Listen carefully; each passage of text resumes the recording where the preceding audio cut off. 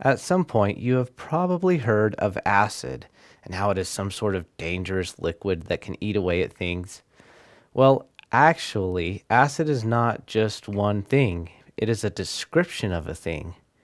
It is similar to describing something as hot or cold. We use temperature to describe how hot or cold something is. Outside, we would say that it is cold if the temperature was around, say, 30 degrees. We would say that it is a very hot day if the temperature was around 100 degrees.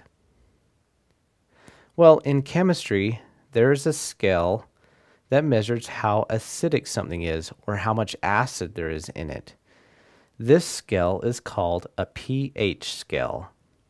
It starts at 0 and goes up to 14. If something has a pH of 0 or is at 0 on the scale, then it is very acidic and would be called an acid. If something has a pH of 14, then it is not acidic at all. We would call it a base and say that it is very basic.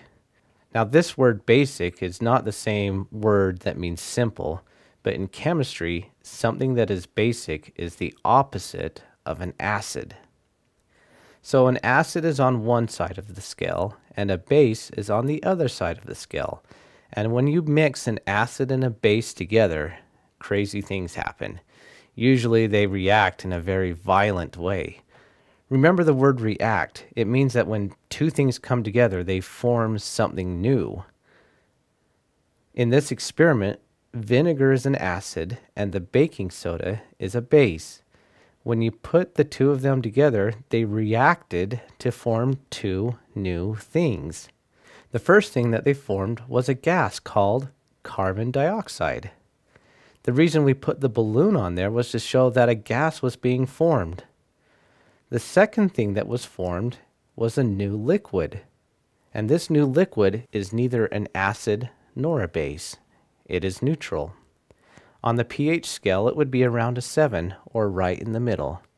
It might still taste like vinegar or taste like baking soda, but the pH level is neither an acid nor a base at this point. Now print out your worksheet and go through the questions on there and see if you can learn more about chemistry and acids and bases.